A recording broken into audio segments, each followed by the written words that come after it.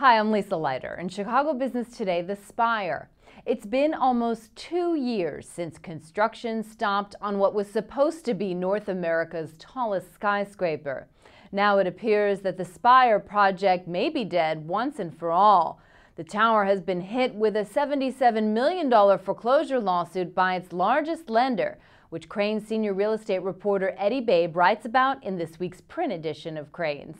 We sat down to talk about it. Eddie, great story this week. Anglo-Irish Bank filed this lawsuit. What triggered it? Why are they doing this now? Yeah, so in their suit, they claim that their loan, a total amount of $70 million, came due and wasn't paid off a year ago in October 2009. And what triggers this, why they file now, is a construction firm filed a lawsuit recently, and when that happens, all the other claims and liens against the property have like a 30-day window to assert their claim in their file. So what happened is a local contractor asserted their lien, filed a lawsuit. That then triggered the bank to follow suit to protect their interest in the property. So is this the death of the Spire, do you think, or could Kelleher still pull it off? Well, it's probably been a slow death in reality. I think this makes it next to impossible that Garrett Kelleher and Shelburne stays involved in the project. I think clearly most likely end scenario here is it going through a foreclosure sale. That will bring in new ownership. The question will then be, what do they do with the project?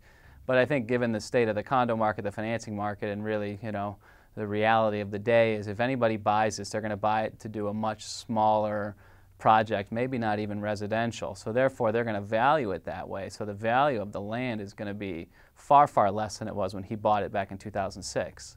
And they had contracts with condo buyers here in the building. What's going to happen to them?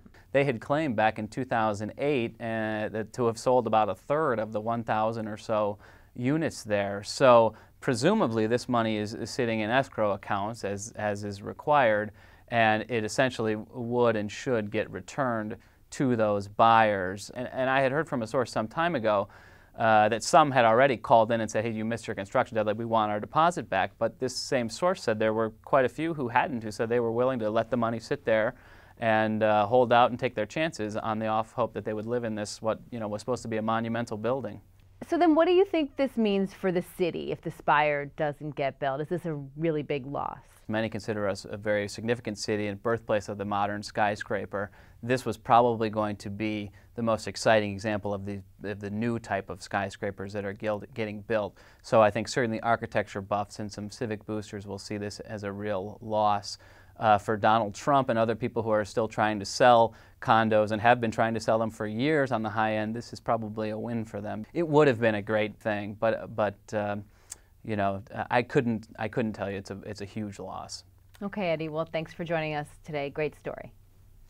And that's this edition of Chicago Business Today. For more on this story, be sure to check out this week's print edition of Crain's or chicagobusiness.com. Thanks for watching. We'll see you tomorrow.